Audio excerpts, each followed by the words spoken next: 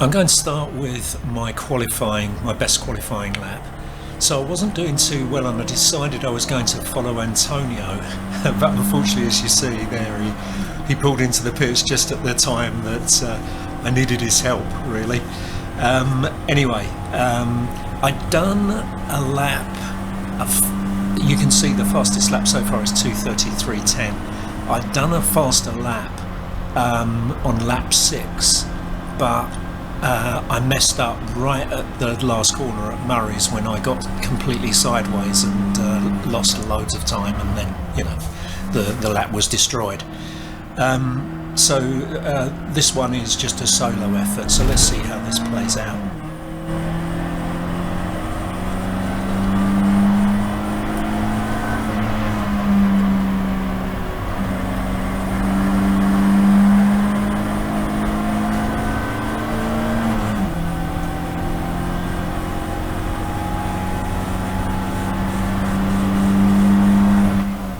So I think all my lines are good. This line here around Agostini, I saw some other drivers taking that line, sort of going for the middle and then turning into the apex.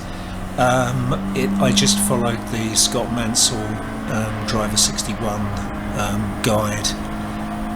He was in a Radical SR1, which is probably quite different to what I'm driving, but I've puzzled how to get around Agostini quickly, and that seems as quick as any way, so at least for me it is.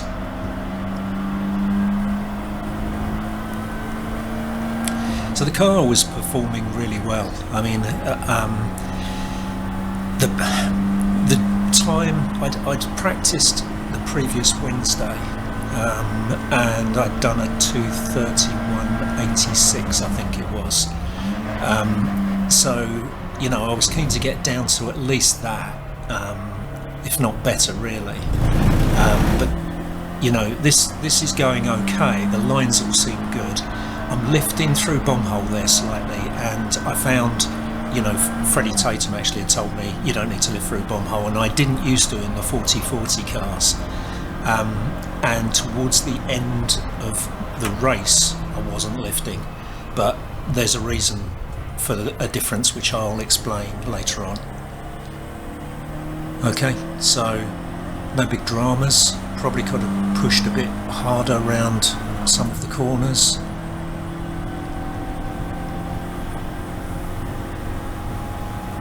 And there it is, 2:32.65, and that was my qualifying time. I did a telemetry sort of analysis matching up to the lap that got away, but quite honestly it was almost identical, and I think it would have come in about the same time, so nothing lost there. Okay, so let's go into the race. Now we're picking up here at the end of the green lap, so this is the formation lap. You remember it's a rolling start, and we're just coming round through bomb hole again here. The pack was bunching up. We were sort of going fast and slow all over the place, actually. It's you have to keep your wits about you. I should be alongside the car on the right, the orange and black car, which is the Team Hamster car. So he's still weaving right into the last corner. You can see we've really whoever's at the front of the pack, which would have been Matt Highcock, I think, and Louis Woodward, I think, really slowed us up there. Okay, now he's already got away from me, which is a bit of a shame, and I've got Sam behind me in the green car, immediately sort of coming for me. So not as bad as some starts, although you'll see I still am not good when we're all bunched up like this. So going around here is okay. Antonio's gone a bit wide there. Now we're coming into the tight hairpin, which is Wilson, or Montreal if you still call it that. Okay, Sam shot past me. See, I've stuck on the inside this time, thinking I'll just follow them around on the inside, and it hasn't paid off. And also what's made it worse is I've lost a bit of time because I wasn't able to take a good line coming out of the hairpin. Now more trouble starting because I've got James behind me.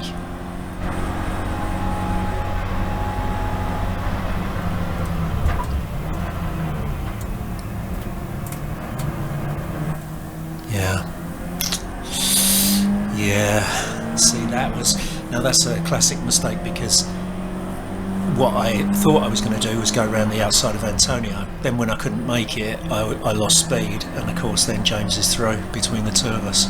All credit to him, he took the opportunity really well.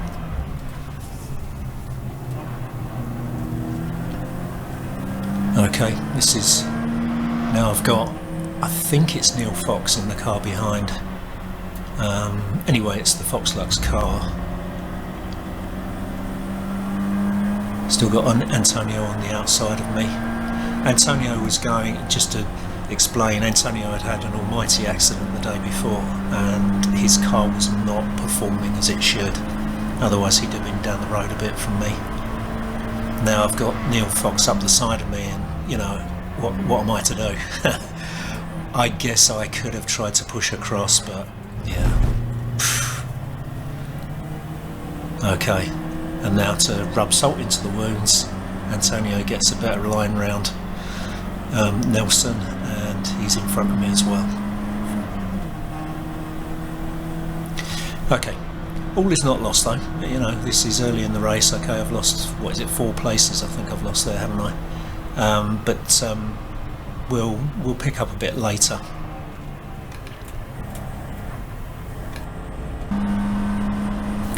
Okay, now we're a bit further down the track, not much further on, and Antonio's caught up with the pack in front, and I've sort of hung onto the back of Antonio as he's gone for it.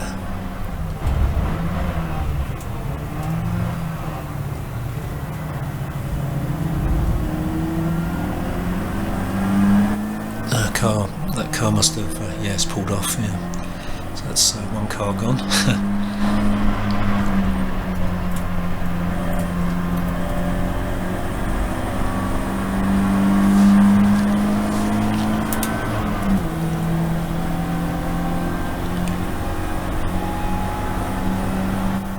Now I had a long running battle with Antonio trying to get past him. Now I've got another car behind me, but I think I'm okay with that one, so let's see how this plays out. So I try out going around the inside of Hamilton, but yeah, I could have probably pushed him wide, but you know, we probably both would have ended up with more damage on the car. Same rule, you know, another, I think back to the Scott Mansell videos, another thing he says is if you're not going to make the move, don't make the move. So what he means is, unless you really are serious about going for the move, don't attempt it, because all you'll do is lose time, which is, you can see that's what's happened here. He said he thought his car was slow down the straight. That doesn't look slow to me, that looks about the right speed.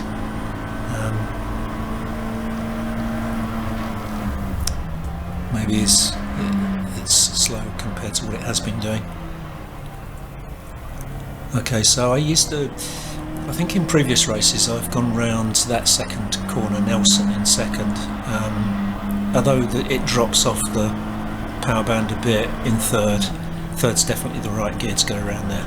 Now the other thing here is I'd listened to what Freddie Tatum had said to me about staying in the middle of the track rather than hugging the right hand side and then sweeping in towards the right hand side, and then you can do the left like that. Okay, so you saw I had a kick of oversteer there. That becomes a bit of a feature, which we'll see later again. Okay, now we're a bit further in again, and we're all bunched up in a pack again. You can see my time, 2:34.27. You know, that's 1.5 seconds off qualifying, more than 2 seconds off of 2.5 seconds off of what I'd done in practice. It was a little bit, there was rain in the air, and occasionally I don't think you can see it all the time here, but you get spots of rain on the windscreen, and I think that everybody's times were slightly slower than they probably would have been. I think most people had expected probably to do a faster time this year than last year. That's certainly what I was expecting, although there has been a change in terms of track limits, so the track limits are tighter now than they were last year. I didn't get any track limit violations in this race as opposed to the 3 I got at Croft, so I made sure that I didn't get any.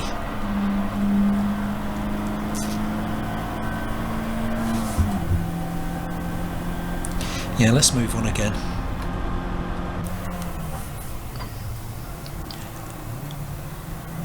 Okay, just a bit further on. I don't know why, but I seem to be better on the infield section than I am on the other bits. In fact, I've noticed in all the races I've done... Oh, Antonio's going a bit sideways there. Okay, this is an opportunity. Okay, you can see he's lost time to the cars in front. I just have to make sure I don't make a mistake. Oh, he's going to come back at me.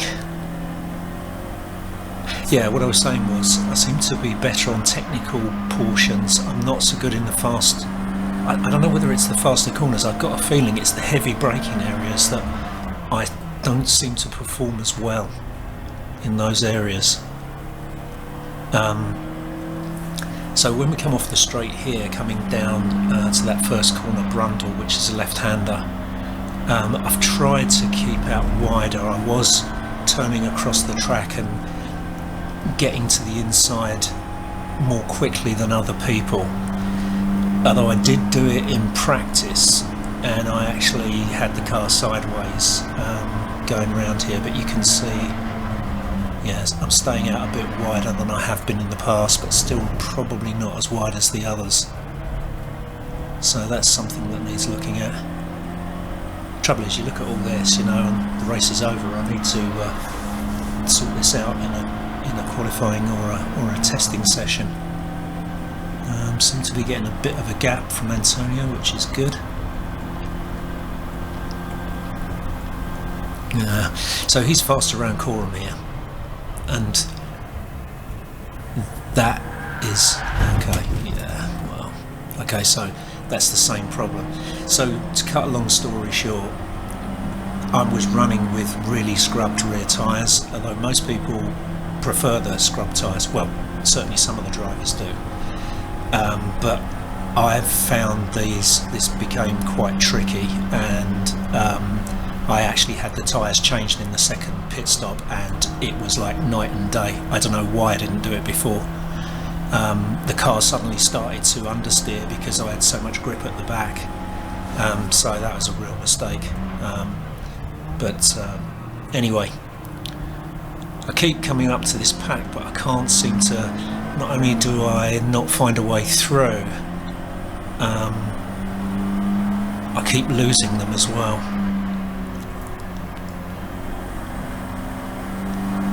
Anyway, let's move on again.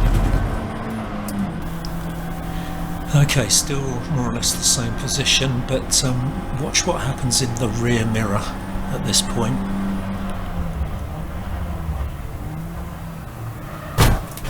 Whoa.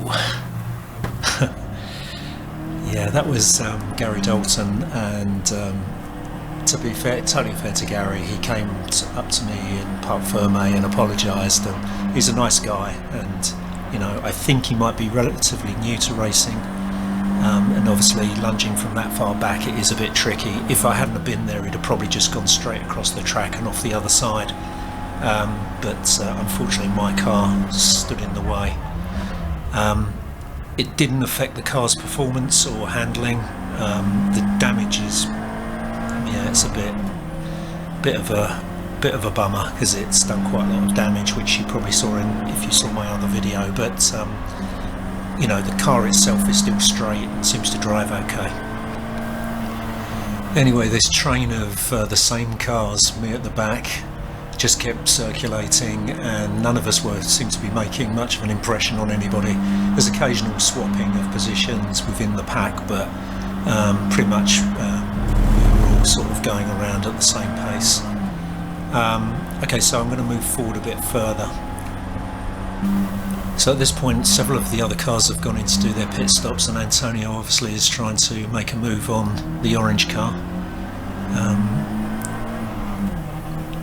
Now we're just coming down to Palmer, I think. Yeah, Palmer. Okay, Antonio goes sideways again, and off he goes. So now it's me and the Team Hamster car. So I chase after this car. I try a few moves on it, but I'm aware that I'm well overdue for my first pit stop, so we'll come in here and do what's needed. Now it's a shame I didn't change the tyres in this pit stop, which I didn't. I changed them in the second one, but anyway, let's move on again. Okay, at this point I'd come out in front of James and Paul's car. I'm not sure who's driving at this point. I know James did the first stint, but anyway, we're circulating. I'm just about staying in front of him.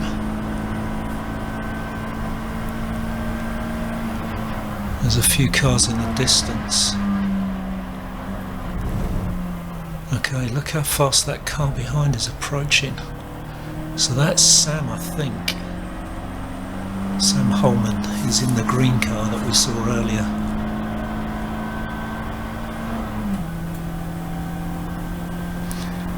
Okay, I'm showing you this bit because there is a reason, because we get a bit of activity coming up. Okay, so I'm coming round into there. James or Paul have gone for the obviously across the apex, and now it's a drag race down the straight. And Sam Holman is just, I don't know where he's come from. He's come from nowhere, and he's suddenly right up alongside us.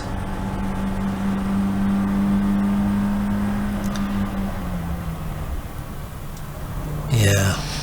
Okay, so there's not much I could have done there actually, because alright, I could have really hammered into that corner, but what probably would have happened was I would have understeered into the side of the black car, and now to cap it all, the Lux Fox car has gone through as well. Goodness me. Times, so I think I've said before in previous race reports, my lap timer resets on a pit stop, so you can see my fastest time in this second stint is 2:35.25 at the moment, which is not very fast at all.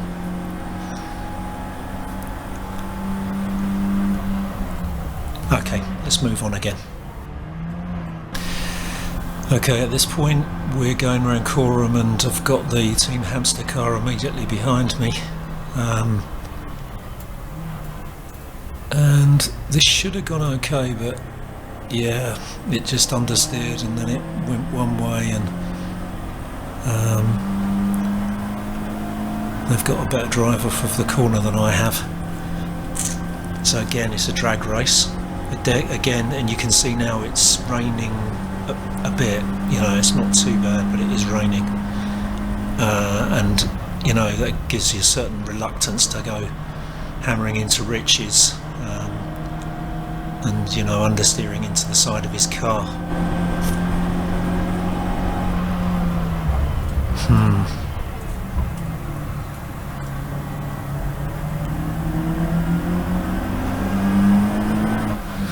Yeah, and that, I reckon, behind me is Dan Scott, and Dan finished in the top 10. I think he finished about 7th or something, so he's obviously going much faster.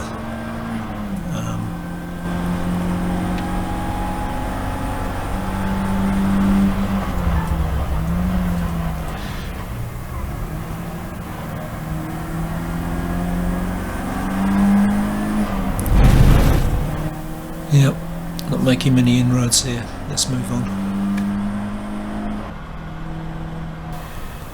Okay, so you can see that the Team Hamster car, the other car is still behind me. The Team Hamster car is getting away from me, and I got a bit of oversteer there, so I've had enough of this. So at this point I come into the pits for another stop, and at this point I have the rear tyres changed. So I switch from quite scrubbed rears to brand new tyres. You can see they've got them all ready to fit. So we'll pick up again once I come out. Okay, now we're on lap 3 after the pit stop, and there's my nemesis, the Lux Fox car, who I always seem to have battles with. I need to start to overtake some cars now, and I have got these tyres on, and I can tell you it was making a heck of a difference. I noticed it straight away, even before the tyres had warmed up.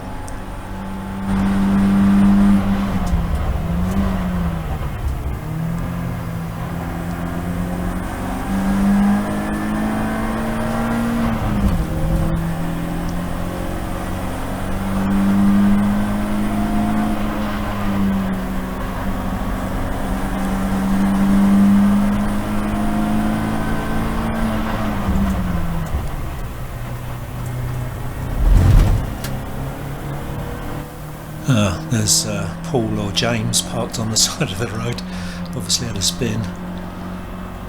Oh, I've never spun at Oggies, he says, touching wood. Okay, I need to get this done.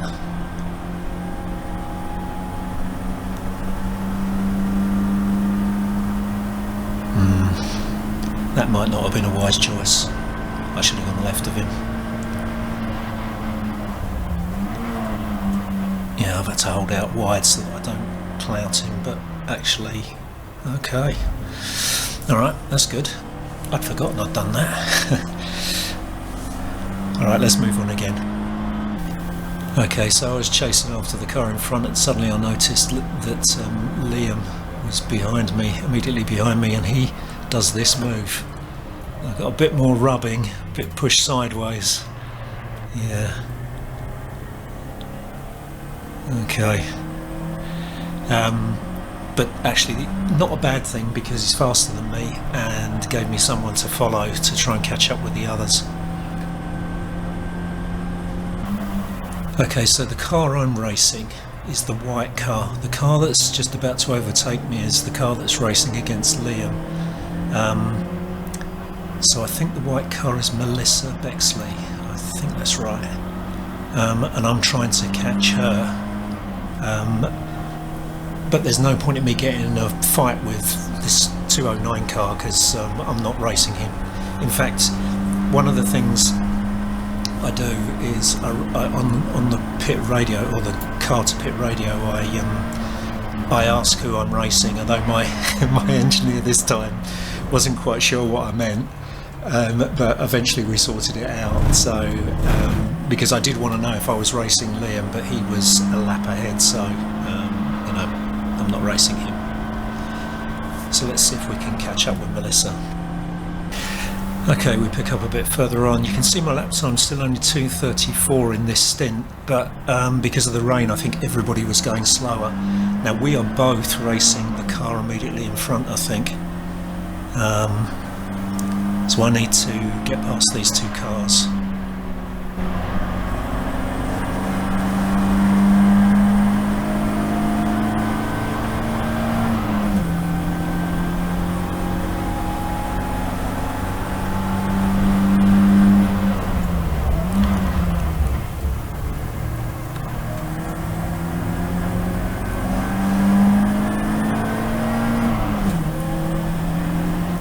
Try the move at Hamilton again, only this time of course Melissa's reasonably new like me, and she's not quite aggressive as some of the others, and doesn't chop across in front of you. Okay, this is good.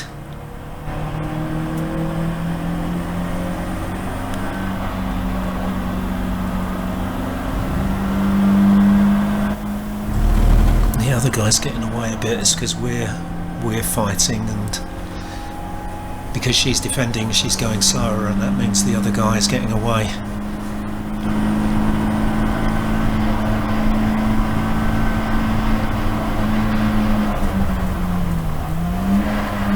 We'll keep following this because I'm fairly certain on the next lap we get a bit more action. She's gone a bit wide there.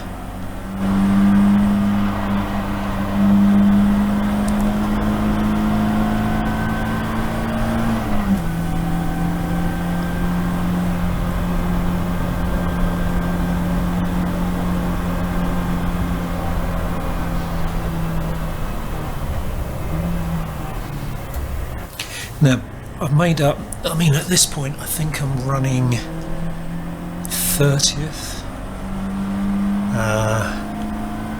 maybe slightly higher. At one point I was running 8th according to the sort of, you know, on the road thing, but... Millwood was 5 seconds ahead of Priestwood, but obviously he had to get back up to speed, so we need to see if we can pick out 173 and 80. Find out who's in what order at this stage, and I missed that one going out to the pits. Quite quick pit stops here, so it sort of happens quite quickly. So this is on the road, is the battle for 6th position between the number 82 car. Paul Blakesley, isn't it? Yeah, Paul Blakesley versus Paul Offord. So if we can look back about 20 seconds, we find out who our leader, or in reality is really, after the pit stop. That was only because I took a late pit stop,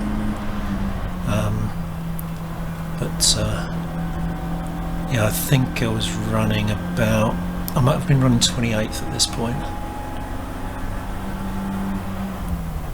Yeah, 28th, because yeah, I think that's right. Okay, so I've got to be able to get these people, come on.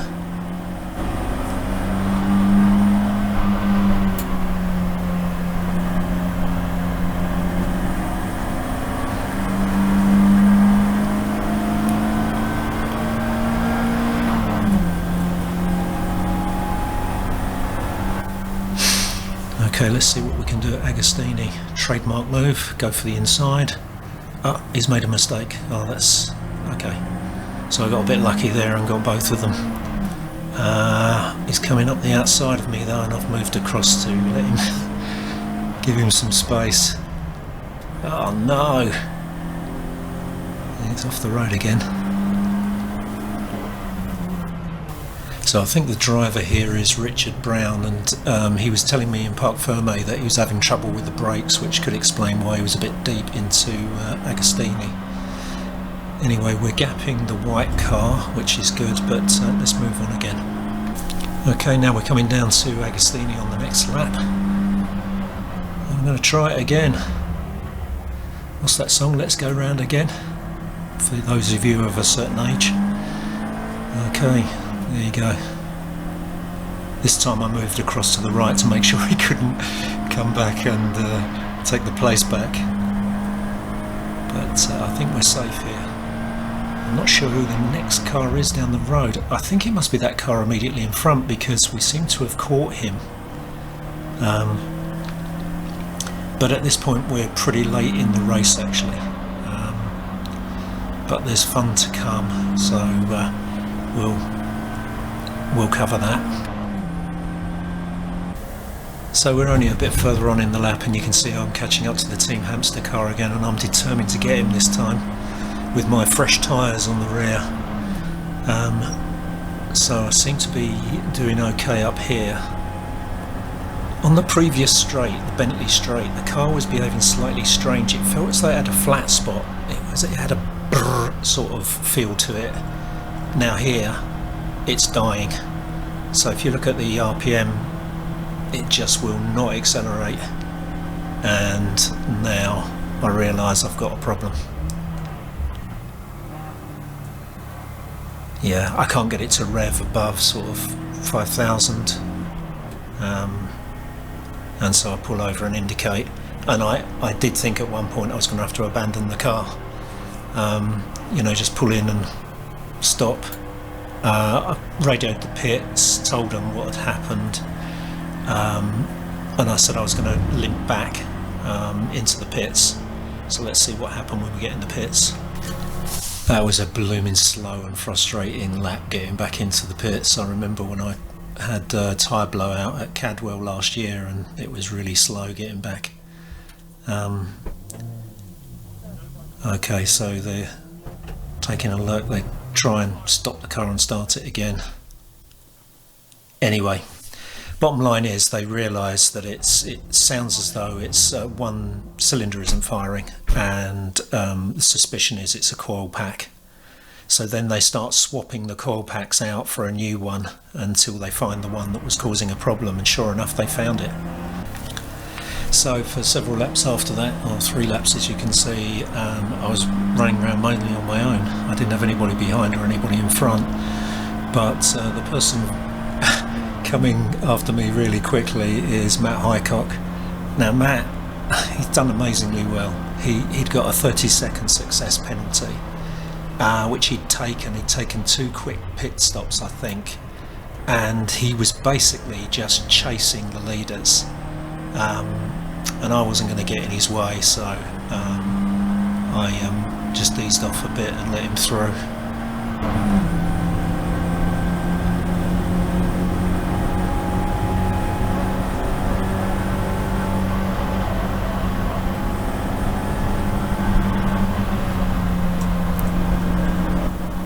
Gave me a little wave out of the window. Anyway, off he goes on his travels, and let's move on again. Okay, and here comes Anthony. He's chasing after Matt, I think. So this is Anthony Seddon. He takes no prisoners, I can tell you. I don't like getting in his way.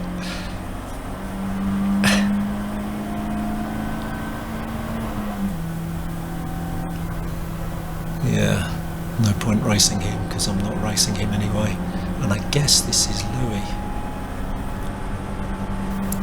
Yep, that's Louis. So I think Louis came second in the race, so no point getting in his way either. The main reason, I mean, this isn't altruistic. If I start racing them, and let's say I do sort of get my elbows out and try and keep them behind, all it does is slows me up, and I'm not racing them anyway, so there's no point in doing it. Okay, and then I had a very lonely period. Oh yeah, the 2 DTO guys took each other out. I'm not quite sure. I noticed the Ben Wilshire Will car got penalised for causing a collision, which I guess was that one. Yeah, so I had a pretty lonely remainder of the race.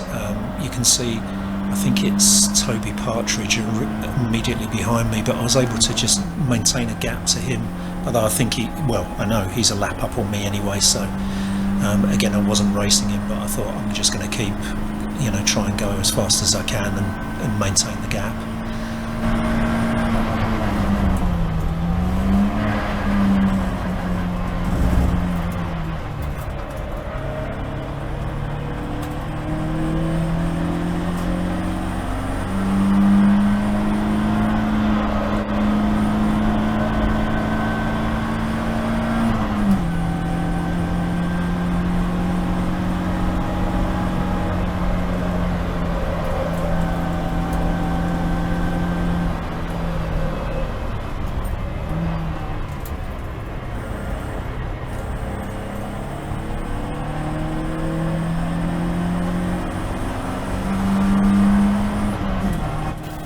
Okay, and now we're coming up to take the checkered flag.